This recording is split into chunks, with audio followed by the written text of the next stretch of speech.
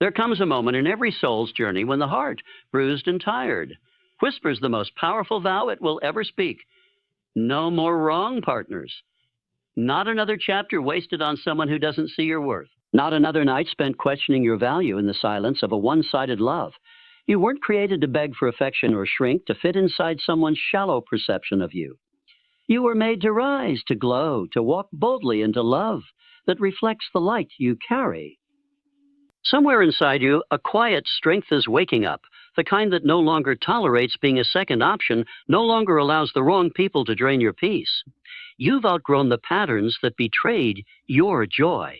You've cried the tears that taught you what red flags feel like in your gut before they ever show up in your eyes. And now you're done settling. You're done explaining. You're done confusing attention with love and chaos with passion. Today, you draw the line. Not out of bitterness, but out of self-respect. This isn't a story of heartbreak. It's the birth of a higher standard. From this moment forward, you attract only what honors your soul. You invite only what pours into your spirit. And so you no longer chase anyone who isn't running toward you with the same fire in their chest, because now you know you are the prize. And anything less than aligned, pure, committed love is no longer allowed near your heart. You attract the love you believe you deserve. Change the belief, and the partner changes too. True love never confuses you. The right partner brings peace, not emotional exhaustion. When you stop settling, you start rising. Your standards are the gatekeepers of your destiny. Healing your self-worth is the first step to ending the cycle of wrong partners. Walk away from anyone who makes you question your value. The right one will never let you doubt it. You attract the love you believe you deserve. This idea runs deeper than mere words. It's a reflection of your self-concept, your inner programming, your hidden emotional blueprint. Every relationship you've tolerated, every partner you've chosen, every moment you stayed when you should have walked away. All of it points to one unspoken belief, quietly shaping your entire love life. You might say you want a partner who is kind, loyal, emotionally mature, deeply loving. But if deep inside you feel unworthy of that kind of love, you will unknowingly push it away or sabotage it the moment it arrives. The mind does not lie. It follows the commands of your deepest self-perception.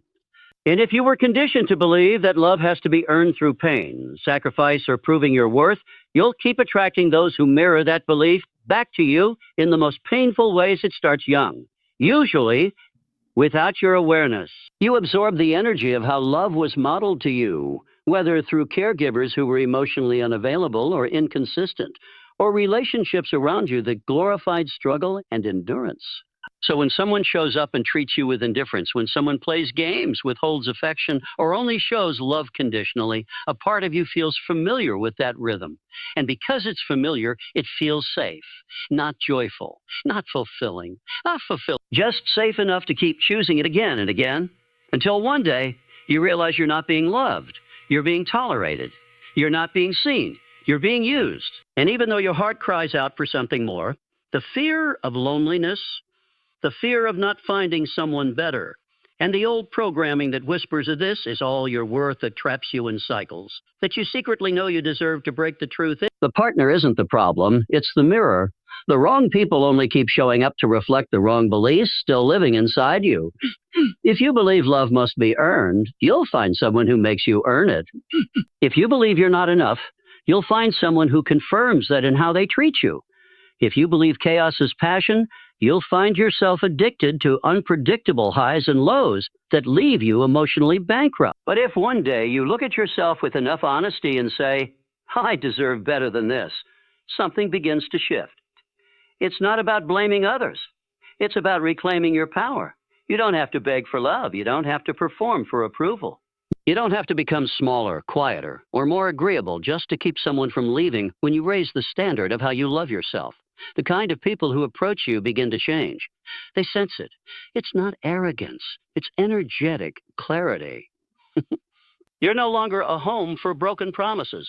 You're no longer a landing place for people who don't know what they want. You're no longer a fixer, a placeholder, or second choice.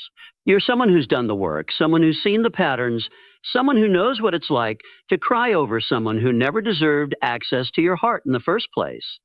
And now, you no longer attract from a place of desperation or scarcity. You attract from a place of alignment. People may call you too picky. They may say your standards are too high.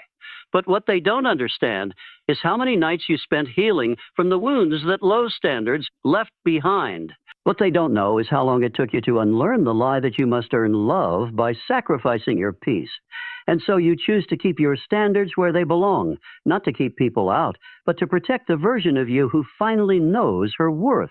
This journey is not about finding the right person first.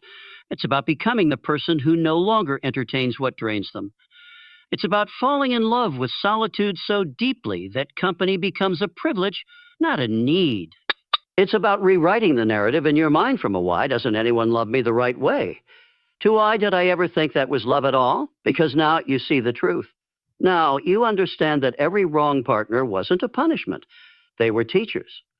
Painful, but necessary. Not to break you, but to awaken you. To shake you out of the illusion that you had to settle to be loved. To make you finally look inward and ask, well, what inside me still believes I deserve this kind of love? The answers to that question unlock everything. They are the start of a new vibration, a new level of awareness, a new ability to choose differently. And once you do, you will never again be satisfied with a love that once felt like enough, because you've changed. And what you believe you deserve has changed too. True love never confuses you. The right partner brings peace, not emotional exhaustion. There is a quiet knowing that settles in your spirit when you're with someone who genuinely sees you, respects you, and values your presence. It's not a roller coaster of highs and lows, not a guessing game of mixed signals or inconsistent affection. The right kind of love feels like a deep exhale, like you can finally rest in the presence of another without the need to prove, chase, or constantly overthink. Or emotional confusion is not love. It is the alarm bell of misalignment. And yet so many become addicted to the chase, addicted to the uncertainty, because they've confused emotional chaos with passion and unpredictability with meaning. This confusion is often born from early wounds. If love was unstable growing up, if it was given and taken based on performance or mood, then inconsistency begins to feel like love. You start thinking that if someone makes you anxious, makes you work harder, makes you feel unsure of where you stand, it must be because they matter more. Shoo, they matter more. The more unpredictable they are, the more your nervous system is tricked into believing the connection is intense or deep. But in truth, it's just your unhealed wounds being activated. You're not falling in love. You're being triggered. And triggers, while powerful, are not the same as emotional depth. You begin to measure love by how much it overwhelms you, how much it excites your fears, how much it keeps you on edge. You tell yourself that maybe this is just how love feels. Uncomfortable, confusing, inconsistent. But deep down, a part of you knows this isn't right. Love isn't supposed to feel like walking on eggshells. It's not supposed to keep you up at night questioning your worth. Real love doesn't play games with your heart. It doesn't leave you wondering where you stand. It doesn't confuse clarity with control or silence with strength. True love feels like safety, like openness, like the kind of peace that doesn't demand explanations the moment you taste emotional peace in a relationship. Everything else begins to look like noise. You realize how much time you wasted trying to decode mixed signals, rereading messages, rehearsing conversations, waiting for the bare minimum, and calling it affection. You recognize how deeply you craved emotional validation that you were willing to settle for confusion disguised as chemistry. But peace teaches you that love doesn't have to hurt to be real. It doesn't have to be dramatic to be meaningful. The right partner brings calm, not because they are perfect, but because they are present. They show up fully. They communicate clearly. They don't leave you in emotional limbo, dangling between hope and disappointment. Emotional exhaustion in relationships often comes from trying to manage someone else's behavior while ignoring your own needs. You keep hoping they will change, hoping they will finally see your worth, hoping that your patience will turn into security. But love that costs your peace is too expensive, and the longer you stay in that kind of environment, the more disconnected you become from your inner wisdom. You start doubting yourself. You silence your voice.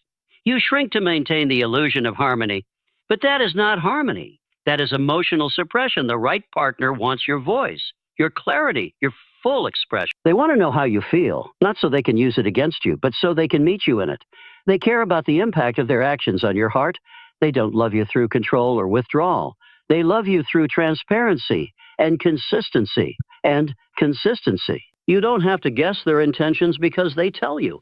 You don't have to beg for their attention because they offer it freely. You don't have to carry the emotional weight of the relationship alone because they are emotionally mature enough to carry it with you. Many people don't believe this kind of love exists because they've only known confusion. They've only known relationships where love is a transaction, a reward for good behavior, something that must be earned through suffering. But love is not a prize to be won. It's a home to be found, a space where your soul can breathe. And once you experience that kind of emotional safety, everything else becomes unacceptable. You stop settling for partners who only give you breadcrumbs. You stop romanticizing emotional unavailability. And you stop calling it love when it's just attachment. Dressed in longing, clarity becomes your new standard. If someone wants you, they will make it known. If someone respects you, they will honor your time, your feelings, and your boundaries. Love doesn't need to be decoded. It's either present in action or it's not. It's either consistent or it's chaos. There is no in between. The peace you feel with the right person will feel almost unfamiliar at first. You'll question it. You'll wonder if something is missing. But that's only because you've grown so used to mistaking anxiety for attraction. Give yourself time to adjust to the new frequency. Learn what it feels like to be loved without confusion. Let that become your new normal. Let emotional peace be your compass, your filter, your sacred requirement. And never again confuse inconsistency with depth or silence with security. When you stop settling, you start rising. The moment you decide that your worth is no longer up for negotiation, everything begins to change. Not just in your relationships, but in your energy, your mindset, your entire sense of self. Settling is not just about accepting a partner who doesn't meet your needs. It's about the internal dialogue that convinces you that you're asking for too much when all you've ever really wanted was to be loved properly. It's about the slow erosion of standards disguised as compromise, the quiet resignation that this is as good as it gets. The painful agreement to tolerate less than what you know in your heart you deserve. You don't just wake up one day and decide to settle. Choose settle. It's often a gradual process, a series of small sacrifices that start to chip away at your self-respect. You stay after the first red flag because you hope it's a one-time thing. Because you don't want to start over. You stay after the third because you've invested time, energy, emotion, and the illusion of hope keeps whispering that maybe they'll change. But with each excuse you make for their behavior, you shrink. You shrink your boundaries, you shrink your voice. You shrink your capacity to recognize your own value until you find yourself in a situation where you're pouring everything in and receiving so little back that you begin to wonder if love is even real. There is a hidden cost to settling, and it's always paid in silence. You silence your needs because expressing them only leads to disappointment. You silence your intuition because trusting it means facing the truth. You silence your dreams because your relationship can't hold the weight of who you really are. And eventually, the silence becomes suffocating. You start to forget who you were before you began accommodating someone else's lack of effort. You forget what it felt like to be excited about your own future. You forget what you once promised yourself. And that forgetting is what keeps you stuck until something inside you finally snaps that breaking point. It's not weakness. It's the beginning of your awakening. It's the moment you realize that loving someone should never require abandoning yourself. It's the moment you remember that you were not born to be half-loved. It's the beginning of a new standard, one that no longer accepts emotional breadcrumbs, empty promises, or temporary affection, because you've seen what settling costs and you're no longer willing to pay the price. You realize that your standards are not obstacles to love. They are the very path to it. They are the filters that protect your peace, the boundaries that preserve your worth. The declarations of what you will and will not allow rising is not always loud. Sometimes it's quiet and steady. It's deleting a number and never reaching out again. It's choosing solitude over forced connection. It's spending nights alone because your soul is too valuable to share with someone who doesn't honor it. It's walking away from almosts, maybes, and potentials because you finally decided that almost isn't enough. Maybe isn't enough. Potential isn't enough. You're not looking for someone to grow into the person you need. define you. They're looking for someone who already respects you, already listens to you, already values the kind of love you bring. And as you rise, you start attracting differently. Not because you're doing anything external, but because your internal state has changed. You no longer vibrate on the frequency of desperation or fear. You no longer seek validation from someone else's attention. You're no longer trying to fix, heal, or chase anyone. You become a magnet for those who operate on the same emotional maturity, the same clarity, the same readiness. People feel your energy before you speak, and when your energy says, I know my worth, the wrong people naturally fall away. Not because you're pushing them out, but because you've stopped making space for them in your life. Every time you say no to something that doesn't align, you say yes to the life that's waiting for you. Every time you walk away from someone who won't meet you halfway, you take a step closer to someone who will. Every time you refuse to water dead plants, you make room for something real to grow. And slowly, your life begins to reflect your standards. You find yourself surrounded by peace, clarity, consistency. You find that your heart no longer craves chaos. You find that you are no longer drawn to what once broke you. You don't have to explain your standards to anyone. You don't have to defend your boundaries. You don't have to feel guilty for wanting something real. The right people will never make you feel like too much. They'll never make you feel like your needs are a burden. They'll meet you with the same energy, the same effort, the same depth. Because you're no longer settling for love that doesn't match your soul's frequency. You're rising into the love that does. And that rise begins the moment you decide that your heart is worth more than temporary comfort, more than familiar pain, more than emotional survival. It begins the moment you choose yourself and refuse to negotiate that choice for anyone else again. Healing your self-worth is the first step to ending the cycle of wrong partners.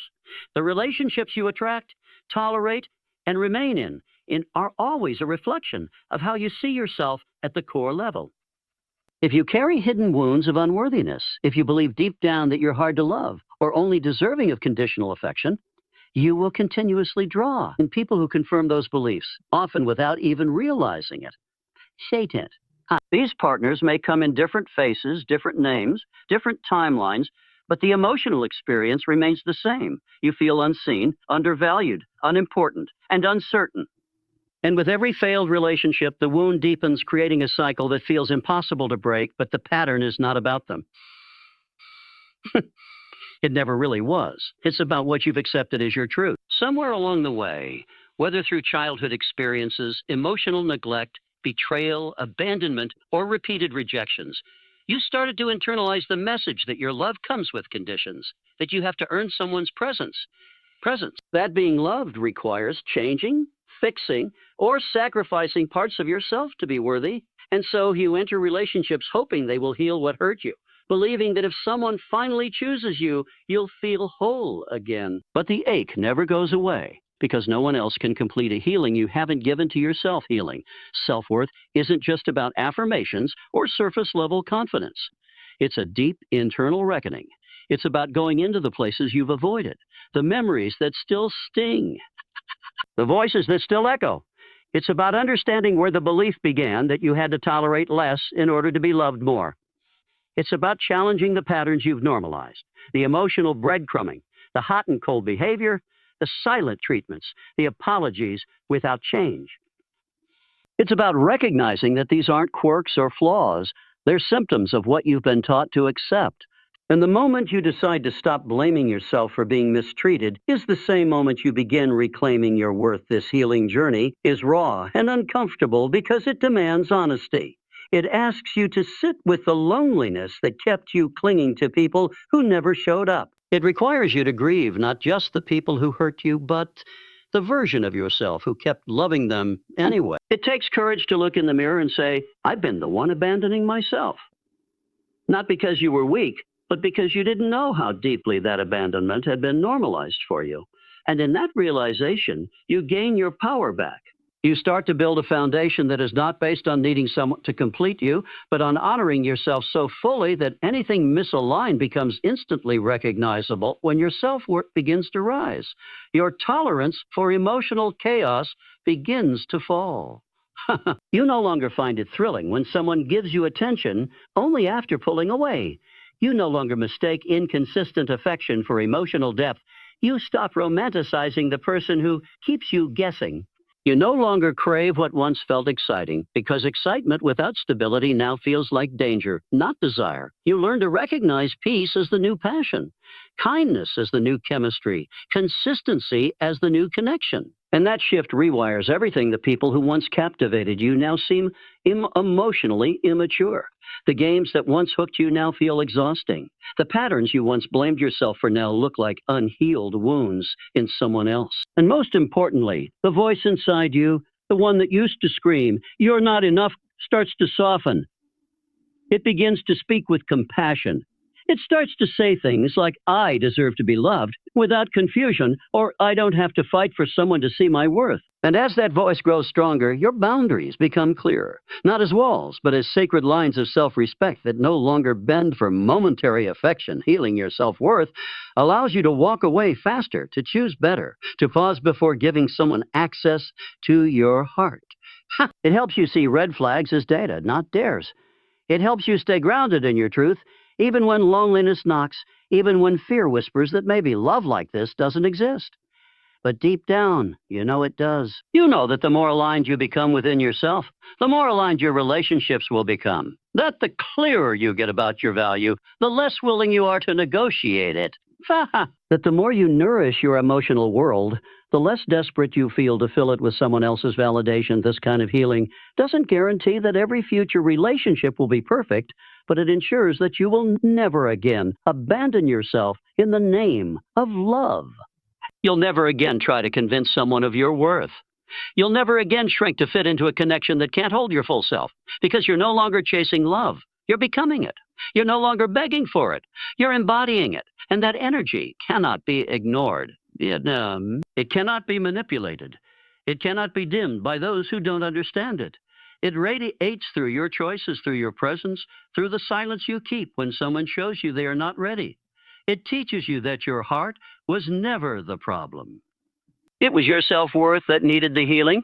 And now that it's rising, so are you. The fear of being alone keeps more people in the wrong relationships than any other reason. It's a quiet fear that whispers in the night, convincing you that having someone, even the wrong someone, is better than facing the silence of your own company. It convinces you that being chosen by someone else means you have value, that your presence is validated by their attention, even if that attention is inconsistent, shallow, or manipulative.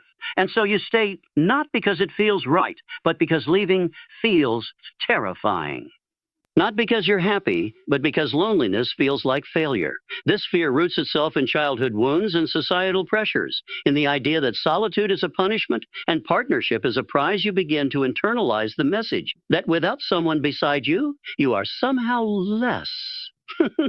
Less desirable, less worthy, less successful. And that belief becomes dangerous because it drives you to cling to unhealthy dynamics, to ignore red flags, to pretend that the pain is just part of love's journey. You tell yourself relationships are supposed to be hard. You rationalize their behavior. You silence your intuition. You give more than you receive. You try to fix what isn't yours to fix, just to keep someone close. And in doing so, you start losing pieces of yourself, convincing yourself it's the cost of companionship. This fear makes you chase potential instead of presence. It makes you fall for the idea of what someone could become instead of who they are showing you they are. It keeps you attached to the hope that one day they'll change. One day they'll see your worth. One day the relationship will finally feel like love. But that hope becomes a trap, a loop you replay over and over again, where every apology feels like a reset, every small gesture feels like progress, every lonely night is followed by a new reason to stay. You measure love by how much you endure instead of how much you're nourished. You tell yourself it's loyalty, but in truth it's fear disguised as devotion, and fear will always convince you to settle. It will dress up in comfort and call itself stability. It will tell you that the unknown is worse than what you already know. It will make you believe that your standards are too high, that your expectations are too much, that maybe this is the best it gets. But deep down, something in you aches. Something in you knows that love is not supposed to be so confusing, so painful, so one-sided. Something in you remembers the version of yourself who used to dream of a love that felt safe, passionate, mutual, and whole. And that part of you is still alive, still waiting for you to choose yourself. Choosing yourself is the beginning of healing that fear. It's not about rejecting love. It's about no longer accepting anything that doesn't feel like love. It's about facing the fear of being alone and realizing it's not nearly as painful as being in the wrong relationship. It's about learning to enjoy your own company, to find wholeness in solitude, to build a life so rich and full that a partner becomes an addition, not a solution. It's about realizing that being alone is not the worst thing. It's the space where you reconnect with who you are, where you remember your worth, where you realign with your deepest values. There is power in solitude. In learning to sit with yourself without needing someone else to fill the silence. In making choices that honor your peace over temporary comfort. In letting go of people who don't choose you fully. In holding space for the love you truly want instead of grasping onto the love that hurts you. This kind of strength is not loud. It's quiet, steady, and rooted in self-trust. It's in the mornings you wake up without anxiety, the nights you fall asleep without wondering where you stand, the days you look in the mirror and know you didn't settle. Not this time. The right partner doesn't show up because you're desperate for them. They show up because you've stopped being desperate altogether, because you've created a life so grounded in truth that only those who match your frequency can enter, because you've cleared out the emotional clutter that made room for the wrong people, because your energy is no longer available for games, half love, or empty promises. You're not waiting to be saved, healed, or completed. You are whole. You are steady. You are ready. Not for just any relationship, but for the kind that reflects the love you've cultivated within yourself. When you are no longer afraid to be alone, your decisions change. You no longer beg for closure. You no longer chase people who pull away. You stop trying to convince anyone to stay. You become the one who walks away, not out of anger, but out of clarity. You stop asking what's wrong with you and start asking why you tolerated less than you deserve. You stop searching for someone to make you feel chosen and start choosing yourself fully and unapologetically. And in doing so, you set a new standard, one where love feels like peace, where connection feels safe, where partnership feels like home, not a battlefield you don't have to prove your worth by holding on to someone who makes you feel hard to love. You don't have to shrink yourself to be accepted. You don't have to fear the silence that follows walking away. That silence is not emptiness. It's the space where healing begins. It's the place where you meet yourself again. It's the sacred pause before something beautiful enters. And once you experience that kind of peace, you'll never again be afraid of being alone. You'll fear settling more than solitude. You'll value alignment over attachment. You'll know that your heart deserves more than just company. It deserves connection, commitment, and clarity. And you'll wait for that, not out of fear, but out of love for yourself.